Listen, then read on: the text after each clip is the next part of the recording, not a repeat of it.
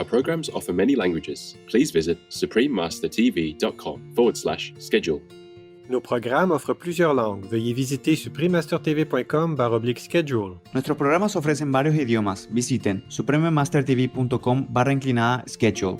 Нашите предавания предлагат много езици. Моля вижте suprememastertv.com/schedule. There's only one way, the correct way. And the Quan Yin Method is the correct way to get enlightenment. I mean the real one, the ultimate one, and the right one. Buddha said that, huh? Don't think I tried to convince you. Yeah. All the masters say the same thing. If you have time to study all the scriptures here and there, they mention like that. Please keep watching to find out more. Supreme Master Ching Hai's lectures are not a complete meditation instruction. Please do not try alone. For free of charge guidance, please visit godsdirectcontact.org or contact any of our centers near you.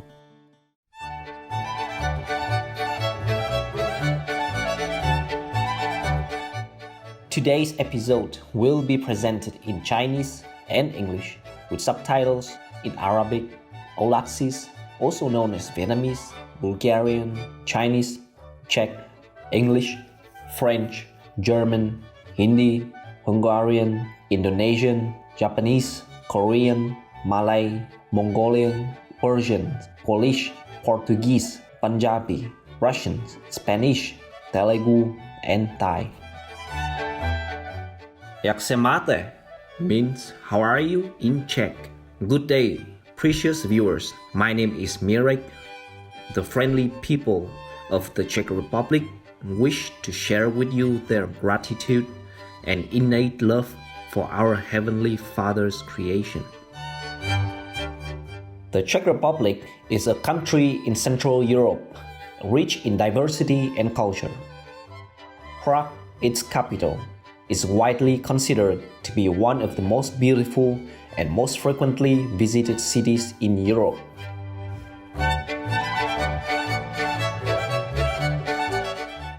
This great country is big at heart and has put in place many policies for the protection and preservation of the natural beauty of its land and its wildlife.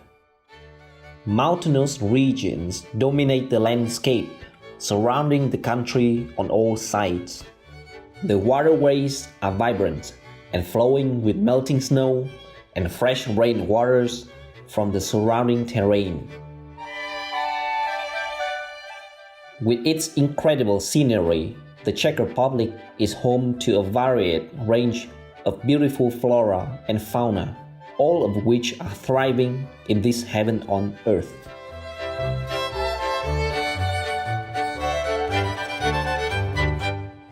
We are elated to briefly introduce the stunning Czech Republic to you, caring viewers. We wish you abundant blessings from heaven.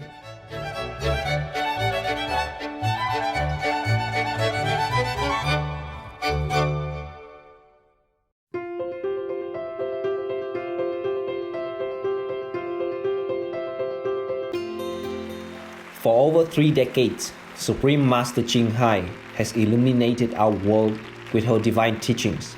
A fully enlightened master, she imparts the Quan Yin Method of meditation to those desiring to immediately discover the God nature within and to achieve in one lifetime eternal liberation from the cycle of transmigration. The Quan Yin Method has been practiced by all enlightened masters, such as the worshipped world-honored one, Shakyamuni Buddha, the worshipped Son of God Jesus Christ, the venerated masters and philosopher Confucius, the venerated Lord Krishna, the venerated master and philosopher Lao Tzu, the venerated Lord Mahavira, the beloved Prophet Muhammad, peace be upon him, the first Sikh Guru Sri Guru Nanak Dev Ji, and many more. Supreme Master Ching Hai emphasized that if we always remember God, render selfless service to others, and follow the laws of the universe, we will reach our highest potential as humans and truly understand our purpose on earth. She is an extraordinary living example of compassion, regularly sending materials and financial assistance, as well as love to refugees, the homeless, natural disaster victims, and others needing relief. Supreme Master Ching Hai is deeply grateful to the beloved God for all the financial help, comfort, and support to the afflicted and needy and any good cause over the years. As a humble vessel for years, neutral terms for his, hers, compassion, and love toward his precious children. Supreme Master Ching Hai respectfully thank all special individuals, organizations, leaders, and governments for all your genuine, loving, ongoing support. May heaven bless you forevermore. We, the Supreme Master Ching Hai International Association members, are also sincerely grateful for your expressive kindness and wishing you the best. Supreme Master Ching Hai receives love and recognition from various organizations, media, governments, and individuals, as well as many awards from them, such as the 2006 Gusi Peace Prize, considered the Nobel Peace Prize of the East, the World Spiritual Leadership Award in 1994, the Mahavira Award in 2008, February 22nd and October 25th, both proclaimed as the Supreme Master Ching Hai Day, an honorary citizen of the United States, etc., and has been honored throughout the years with numerous other awards and accolades for her outstanding philanthropic and humanitarian deeds.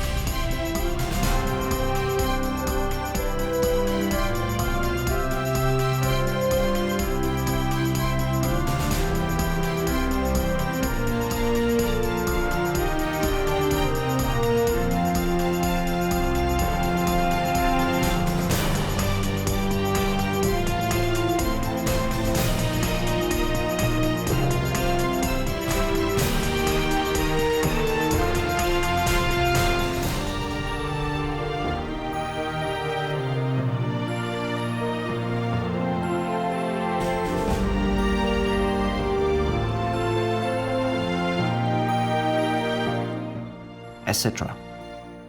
We apologize for not being able to show many other awards and honors for lack of space and time.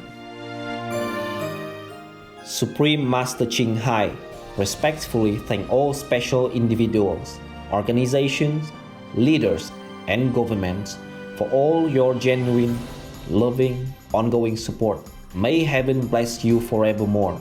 We, the Supreme Master Ching Hai International Association members, are also sincerely grateful for your expressive kindness and wishing you the best.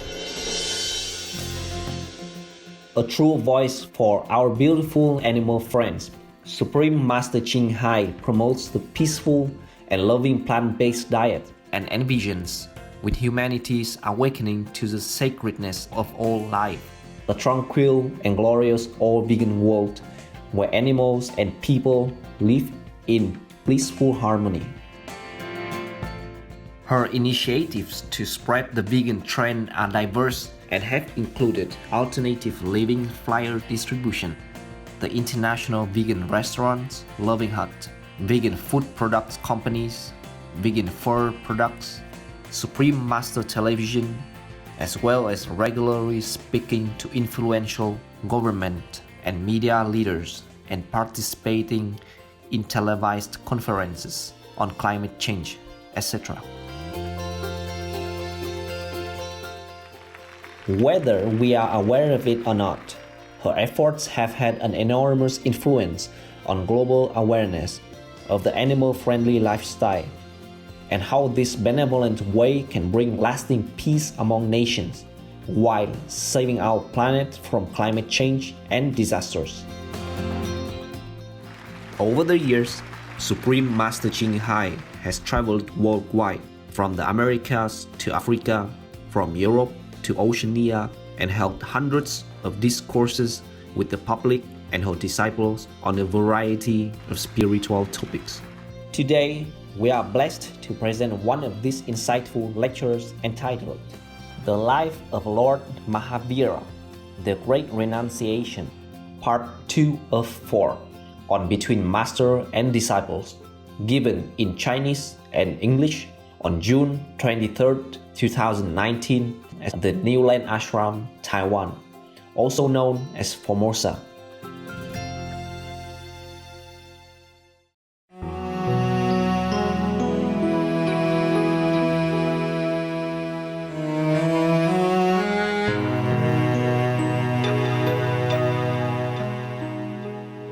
You can sit until thousands of years and all the world come and go and things are reborn and destroyed. You will never get anything if you don't get it right. Similar, nowadays we have these numeral lock, no? And you can turn it for 100,000 years. If you don't turn to the right number, you can never open it. It's just like that. Or nowadays we have telephone. If you just push one number wrong, you won't get the person you want, right? Or email, or whatever, you name it. Or television, radio, you have to turn to the right frequency. Otherwise you get nothing. You can sit there all your life, keep turning back, forth, in, out, nothing will happen. There's only one way to do things is the right way. There's only one way, the correct way. And the Quan Yin Method is the correct way to get enlightenment. I mean the real one, the ultimate one, and the right one. Buddha said that, huh? Don't think I try to convince you. Yeah. All the masters say the same thing. If you have time to study all the scriptures here and there, they mention like that. But only after you practice Quan Yin Method, then you would understand. And the same like when they translate, like Quan Yin Bodhisattva contemplates on the sound of the world. Actually, on the sound of the creation. The world is creation, of course. But not the created sounds like the bird chirpings or the waves of the ocean. Even though it mentioned in even Lotus Sutra that Quan Yin Bodhisattva contemplates. She has inside her or him this wondrous sound, like the sound of the water, the sound of the tidal waves, the sound of etc., etc. In the Bible, mention the same thing. One of the saints ascended to heaven and heard the sound of thunder or something like that. So these we, Quan Yin practitioner, would understand perfectly clear. But if nobody pointed out to you And if you have no experience about it, you would also not understand. Many Zen stories saying that one monk, he was meditating and then suddenly he heard a very loud, big sound, That's after many years of practicing. Yeah, suddenly here one time. Maybe never hear it again. Because it's just like a coincidence that he heard it. Not like he knows the way to practice so that he can hear it every day. The more we hear this teaching, inner teaching, or our own true nature, the more we understand many things. Yes. The more we will feel free. The more we feel that we are nearer to Buddhahood or nearer to heaven, or maybe already with heaven, with God, one with God. That's the only way. Up to now, I practiced this many ways as well before Quan Yin Method. I do breathing, I do Hatha Yoga, I do pranayama. It's similar to breathing, yeah, okay, etc., etc. Some monks in India, I'm not sure if they do it in Taiwan or China or other country or not, but in India, they practice so many things that you have no idea that the human are capable of doing that. Sitting on the nails, the bed is nothing yet. Standing on one leg forever is nothing yet. Hanging your hair on the tree just so that you don't ever fall asleep or fall down, that's nothing yet. Like sometimes they put a long, small, thin piece of cotton, long, very, very long. They put it through the nose and go all the way down to their stomach. The whole thing, huh? I don't know how long, just maybe more than a meter at least. Even for me, it's just 10 centimeters, it's already suffering. I won't do it. And they do that, all kind of things. Bathe in freezing water, it's another thing. In the Ganges, freezing water. Well, that I did. I thought maybe to clean my karma. But they do that all the time. And soaking themselves in there until they become even like an ice cube. Or burning under the Indian high summer sun with the fire around it as well. And the summer sun in India, someplace they can burn your skin. 1st or 2nd degree even, if you sit too long. But they do that all the time. Of course, maybe slowly get used to it, not like immediately shave the head and go sit under the sun for hours on end. It's not like that, but still, it's still very, very, very harsh, the sun of India. I almost died because of Indian sun. I went to Bodh Gaya, in my wandering time to see Buddha's Bodhi tree. It was in May. It wasn't high summer yet. And then I walked. I didn't know. I didn't think too much. I normally don't think too much. I go to the Himalaya alone, also didn't think much. I go under the summer sun, I also didn't think much. It's just too much focus, on my goal. And I got sunstroke. I almost died on the street. Because when you walk in such a sun, it's like you climb in the Himalaya mountain, or the Sumeru, Yeah, you cannot even walk. You walk is like you walk in a dream, You cannot even walk. You walk like you carry mountains on your shoulder. Every step is like so laborious. I don't know why I did that. Just too young. Too young and too idealistic. I did not think too much about the outer effect or the outer situation. I just want to do what I do, and I forgot that. And I almost died. Luckily, I dragged myself into somewhere, and then it was a temple. Yeah, and then I take a rest for a while. That's the first time. The second time, I almost died again and found another temple. The first temple was tended by an Indian man, but he cooked vegan for me, just congee and some of the... I told you this story already, maybe a little bit more elaborate now as I remember it. And then I said, how did you know how to cook rice congee? He said, my master taught me. I said, who's your master? a Taiwanese monk. I was very lucky. I almost died. Without this food and without the shade to rest, well, I still, even with that, I went to see the Buddha Bodhgaya. I want to see the Bodhi tree before I die, before I almost die on the way back, you know. And then in front of the temple, I almost collapsed. And the man took me in, gave me, you know, thing to drink, and I didn't even have anything to drink with me. They don't sell things on the road, you know, all the time, you know. I was walking. It was not that convenient. And so after that, I recovered, huh? But I did not learn, huh? Next time I want to see Varanasi, the deer park, huh? I want to see the first Buddha preaching place, and I had to see it. And I walk again, under the sun again. I almost die again. Luckily, in front of another temple. That temple is actually is a Tibetan temple. And you know, Tibetan monks, not all of them are vegetarian, huh? Yeah, almost all of them, almost. Most of them are not vegetarian. They eat what is offered to them, yeah?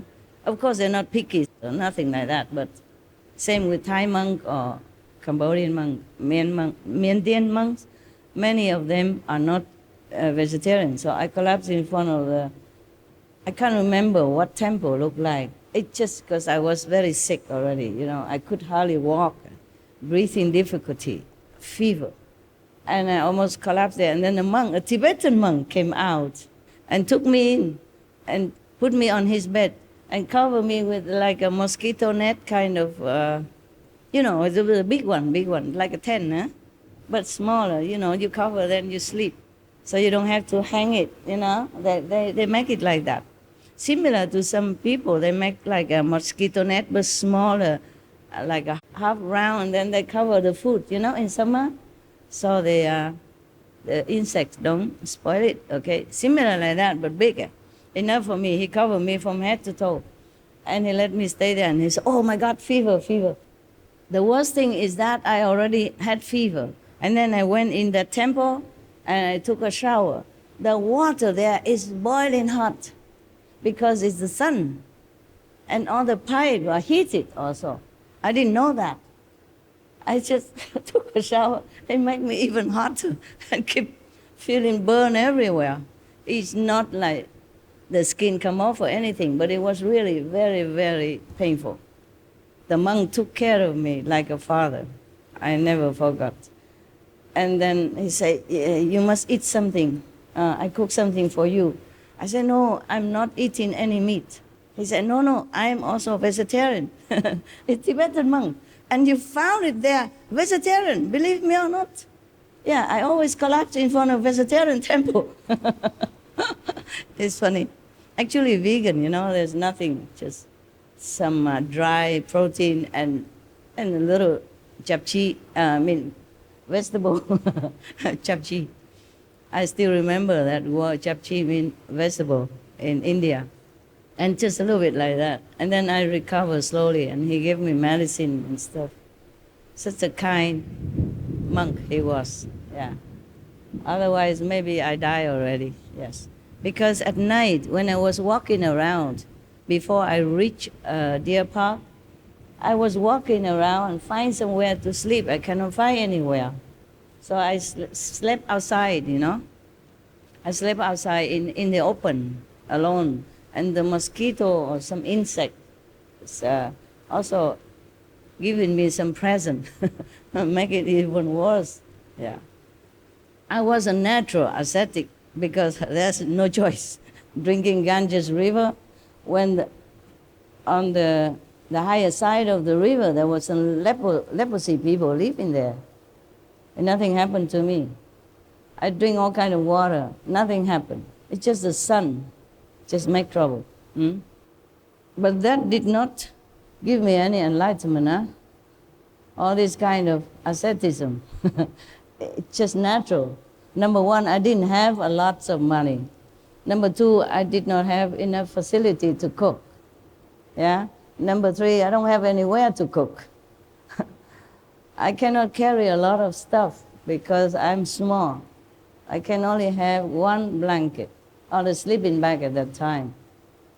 And just 2 pair of clothes similar like this, Punjabi clothes, yeah, that's all. And a staff, of course, for walking, yeah. On the mountain road, you need it. You need it very much for climbing up and coming down to balance yourself.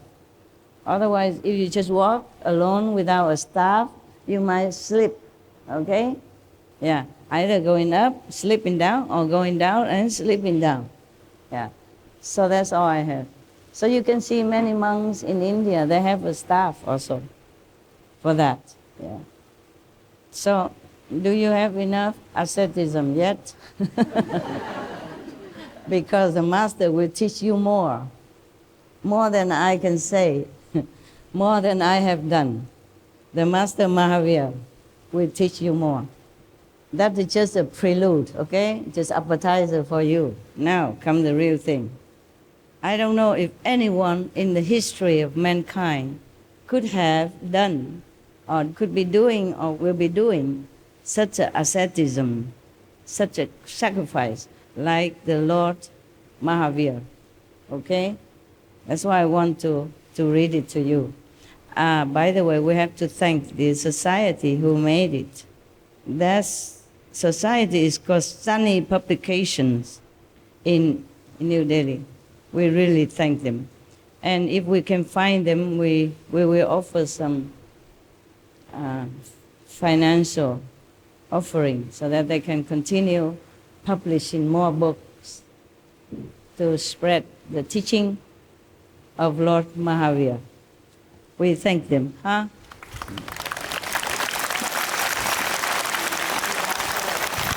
And may God bless them limitlessly.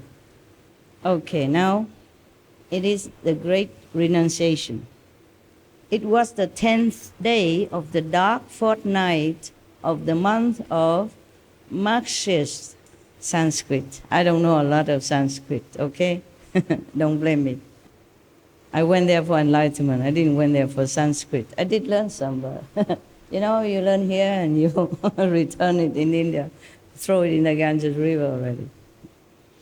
If it wasn't for you, I don't even need to read anything anymore. It's just like a kindergarten teacher, you know, she already over it, and she has to read everything. She has children's story book and stuff for her students. Prince Vardhaman had observed a ritual fast for 2 days.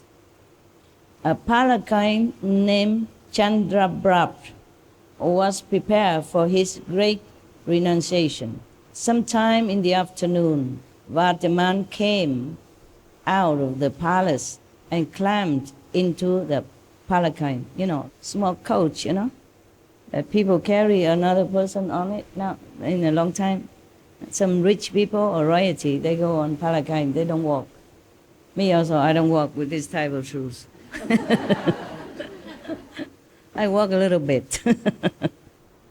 The procession with the palanquin proceeded to Chanatkan garden in the northeast of Kshatriya Kun.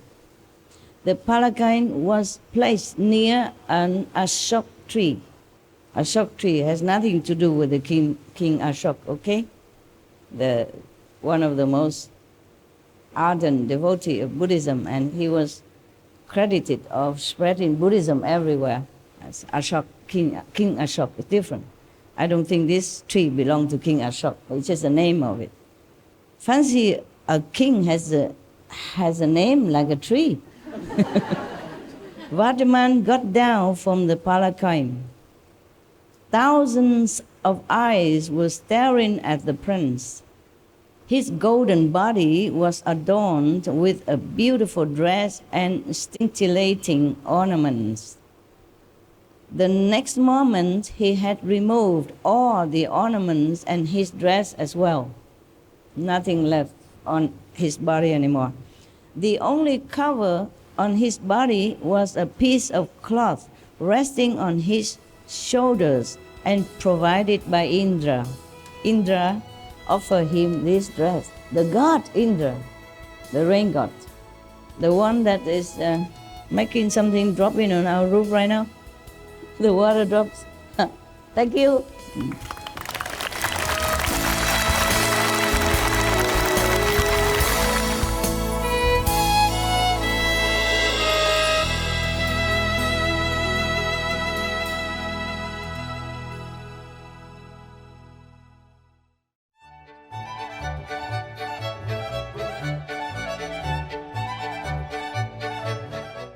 Marvelous viewers, we appreciate your company for today's episode entitled The Life of Lord Mahavira, The Great Renunciation, Part 2 of 4, on Between Master and Disciples. Please stay tuned to Supreme Master Television for more positive programming. May your minds be tranquil and awaken to the wonderful music of your souls. Our programs offer many languages. Please visit suprememastertv.com/schedule and suprememastertv.com/BMD.